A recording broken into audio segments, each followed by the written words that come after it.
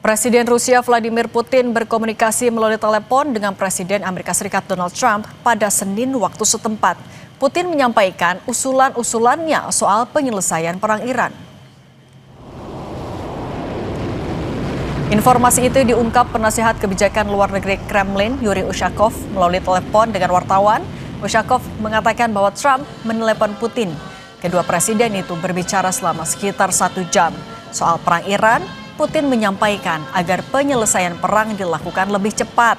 Putin menyampaikan pemikiran untuk mengakhiri konflik Iran dengan cepat secara politik dan diplomatik. Putin juga menyarankan berlanjutnya kontak yang telah dilakukan dengan para pemimpin negara-negara Teluk, Presiden Iran, dan para pemimpin negara lain.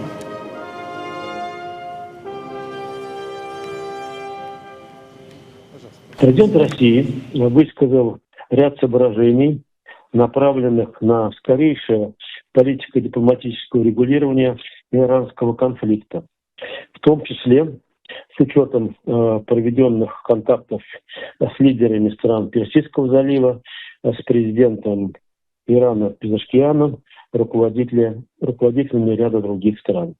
В свою очередь, президент США дал свою оценку развития ситуации в контексте ведущейся американо-израильской операции. Dalam konferensi pers di Doral, Florida, Presiden Amerika Serikat Donald Trump menggambarkan percakapan di telepon dengan Presiden Rusia Vladimir Putin sebagai percakapan yang sangat baik. Trump mengatakan Putin ingin penyelesaian di Timur Tengah. Namun Trump menjawab Putin bisa lebih membantu dengan mengakhiri perang Ukraina-Rusia. Yes, I had a very good call with President Putin. We were talking about Ukraine, which is just a never-ending fight. We obviously talked then about the Middle East, and he wants to be helpful. I said, you could be more helpful by getting the Ukraine-Russia war over with. That would be more helpful. But we had a very good talk, and he wants to be very constructive. 1 jam pembicaraan telepon antara Presiden Putin dan Presiden Donald Trump intens membahas penyelesaian perang Iran. Putin ingatkan Trump agar perang Iran segera diselesaikan.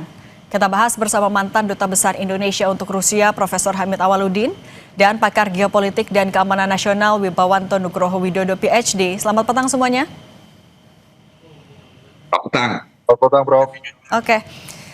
Putin memberikan usulan pertimbangan yang tujuannya adalah agar konflik Iran bisa diselesaikan secara politik dan diplomatik dengan cepat. Prof. Hamid, menurut Anda ini sebenarnya adalah sebuah tawaran atau jangan-jangan warning dari Putin? Saya kira ini tawaran ya.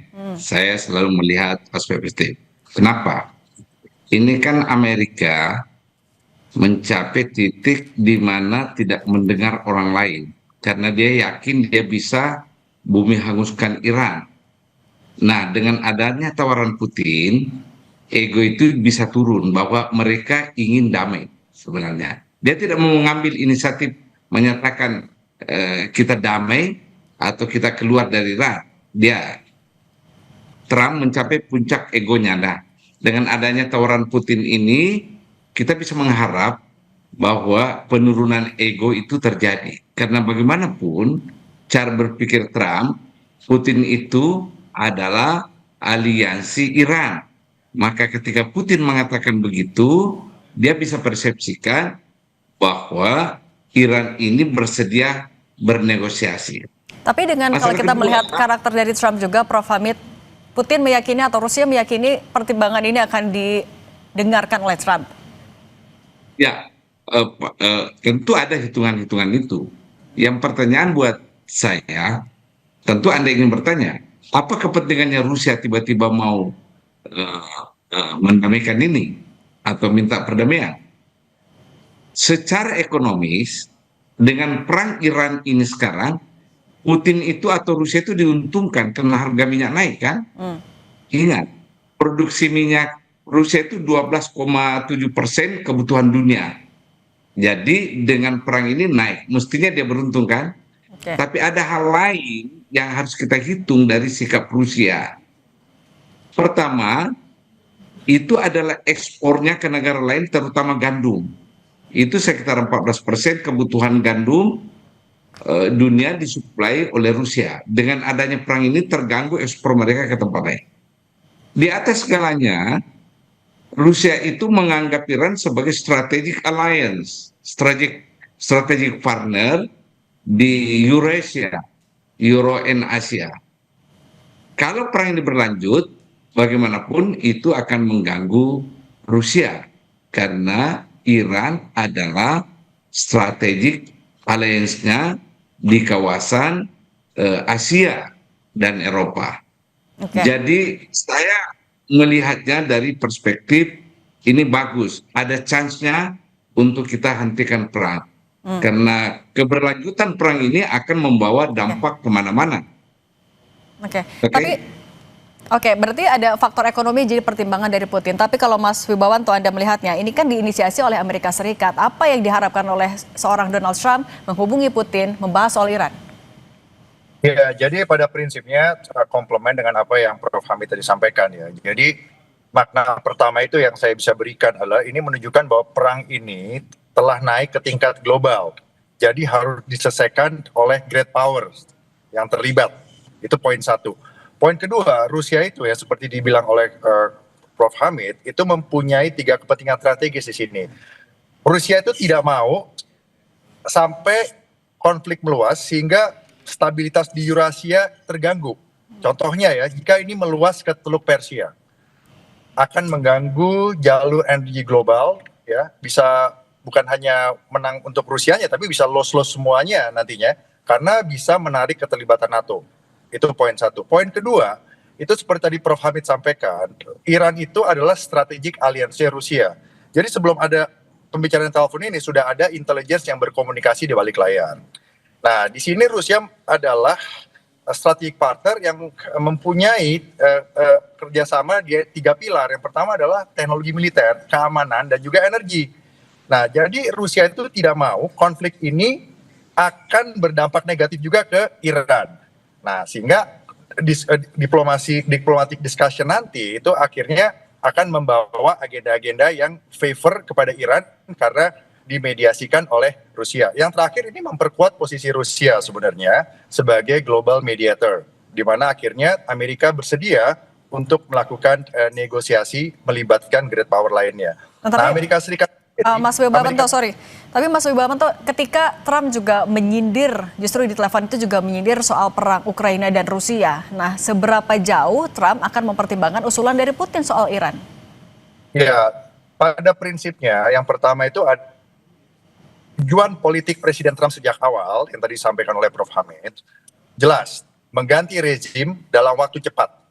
Ternyata itu tidak tercapai di hari ke-7, itu poinnya. Nah, sehingga mereka itu harus menghitung ulang bagaimana mencapai sasaran politik tersebut tanpa incurring more cost dan mengakibatkan victory bagi Amerika. Nah, kalau dimasukin di situ agenda mengenai Ukraina, itu nggak apa-apa, itu bagian dari negosiasi. Tetapi yang diutamakan adalah apa yang Amerika mau dari masalah Iran ini dan tidak losing face gitu ya. Dan akhirnya bisa terbentuklah suatu kondisi yang win-win buat Amerika, buat Israel, buat rakyat Iran, buat tim yang ada saat ini, dan juga buat great powers lainnya. Dan termasuk juga untuk negara-negara teluk lainnya yang pasti tidak baik juga efeknya jika mereka terlibat terlalu jauh gitu. Apalagi dengan resiko NATO bisa terlibat. Ini skenarionya bisa menjadi deeskalasi 40% katakan begitu ya, atau menjadi perang regional yang menyebar sampai 40-50%, atau menjadi perang dunia 10-20% kemudian gitu kalau berkembang. Jadi Amerika dan Rusia mempunyai kepentingan jangan sampai menjadi tidak terkontrol gitu, Prof. Oke, jangan sampai tidak terkontrol, makanya butuh negara-negara adidaya untuk turun tangan. Nah, kalau Prof. Hamid, menurut Anda sebenarnya apa yang akan bisa dilakukan oleh Putin ketika permintaannya tidak dilakukan oleh Trump? Tapi jangan jawab dulu, kita sambung lagi sesaat lagi usai jeda, tetap bersama kami di Kompas Petang.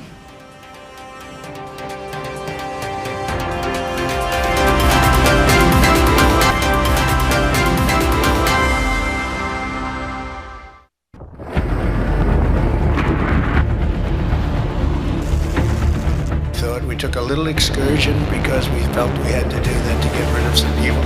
And I think you'll see it's going to be a short-term excursion.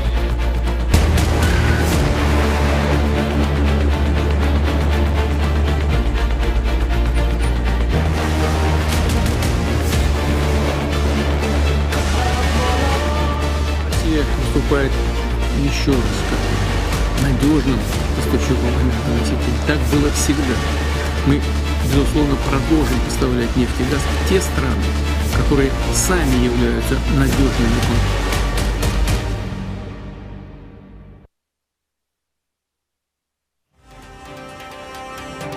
Australia akan mengerahkan pesawat pengintai militer ke Timur Tengah dan mengirimkan rudal ke Uni Emirat Arab, tapi tidak akan menempatkan pasukan darat di Iran. Perdana Menteri Australia Anthony Albanese menyebut dukungan militer Australia akan membantu negara-negara Teluk mempertahankan diri dari serangan Iran.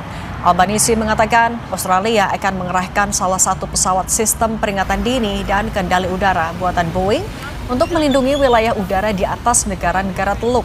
Sementara pengiriman rudal udara jarak menengah diberikan ke Uni Emirat Arab dilakukan setelah pembicaraan telepon dengan Presiden Mohammed bin Zayed Al Nahyan. This growing wave of dangerous and destabilising attacks from Iran puts civilian lives at risk, of course including Australian lives, of which there are more than 20,000 people based in the UAE. In responding to requests following a conversation that I had with the President, Mohammed bin Zayed, and other requests, Australia will deploy an E-7A Wedgetail to the Gulf to help protect and defend Australians and other civilians. Kita lanjutkan juga dialog bersama dengan Prof. Hamid Awaludin dan Mas Wibawanto Nugroho. Prof. Hamid, kalau misalnya memang yang disampaikan oleh Putin masih sebatas tawaran, tapi jelas Rusia punya kepentingan. Kalau diabaikan oleh Trump, apa yang akan dilakukan oleh Rusia? Pertama, ya, itu Rusia juga akan mengatakan, jangan Anda mendesak saya menghentikan perang dengan Ukraina kalau begitu. Sebenarnya, apa yang ditawarkan oleh Rusia ini win-win solution terhadap dua hal. Hal yang terjadi di Iran dan hal terjadi di Ukraina. Mestinya cara berpikirnya Trump adalah sekali merengku dayung 230 lampaui. Mestinya ya. Yang kedua, mestinya Amerika rasional dalam kalkulasi dalam perang ini. Kalau perang ini berlanjut, maka yang menderita pertama itu selain Amerika adalah aliansinya di Timur Tengah yang secara de facto sudah diserang oleh Iran karena pangkalan-pangkalan militer. Sehingga aliansi atau teman Amerika di negara Timur Tengah itu sudah berpersepsi bahwa sebenarnya Amerika gagal melindungi kita karena buktinya kita diserang. Nah, kalkulasi yang rasional ini mestinya menjadi dasar Trump untuk bernegosiasi seperti skenario yang dibuat Rusia. Otherwise, perang ini akan melahirkan konfrontasi zero-sum game. Dan ini sudah bereskalasi. Buktinya Australia.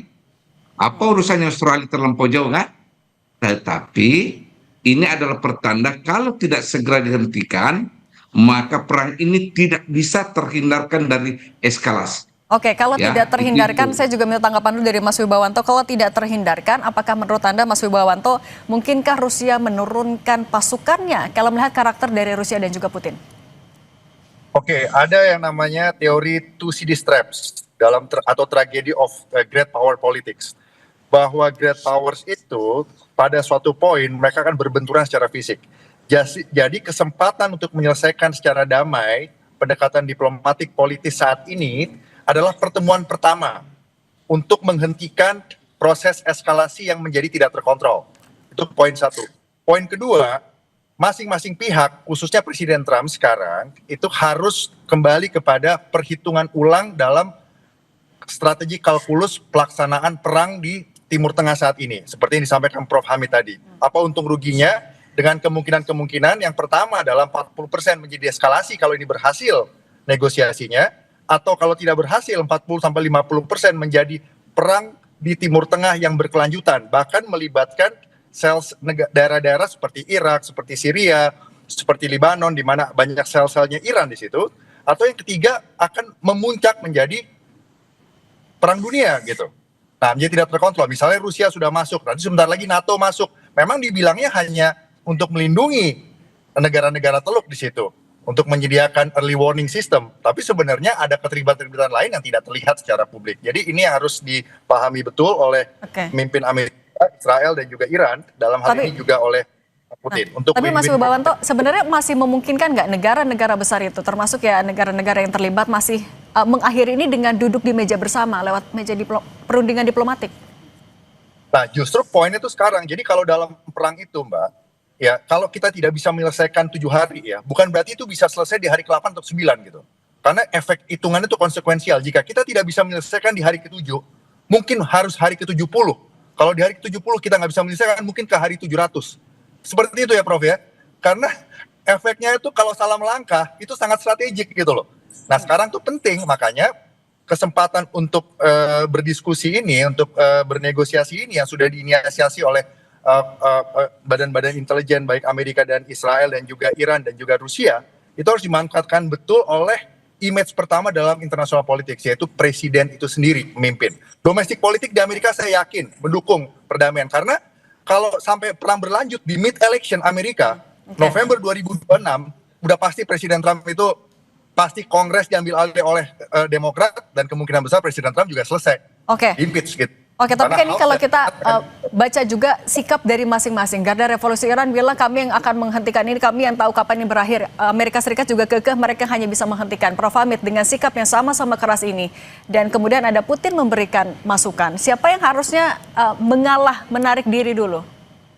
Jadi gini, semua pihak yang terlibat perang memiliki harga diri untuk berhenti. Itu dulu. Apalagi kalau masing-masing pihak punya kemampuan berperang, termasuk Iran. Jangan salah ya, Iran itu memiliki kemampuan perang, selain teknologinya, juga semangat tempur para prajuritnya. Makin lebih tinggi semangat tempur perang prajurit Iran daripada prajurit Amerika. Karena Amerika hanya mengandalkan teknologi persenjataan. Ya. Sekarang ada pihak ketiga yang bernama Rusia mau ikut. Mestinya kedua-duanya itu saving face, ya, lowering their ego, karena mereka mestinya berpikir rasional.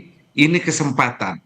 Dua-duanya sebenarnya sadar bahwa perang ini merugikan, ya. Dua-duanya sadar. Tapi kan ada ego, ada rasa nasionalisme, ada rasa feeling of being treated unjustly, diperlakukan secara tidak adil dan sebagainya. Nah, saya melihat ikhtiar Trump ini adalah mediasi atau jalan tengah untuk menurunkan ego kedua pihak.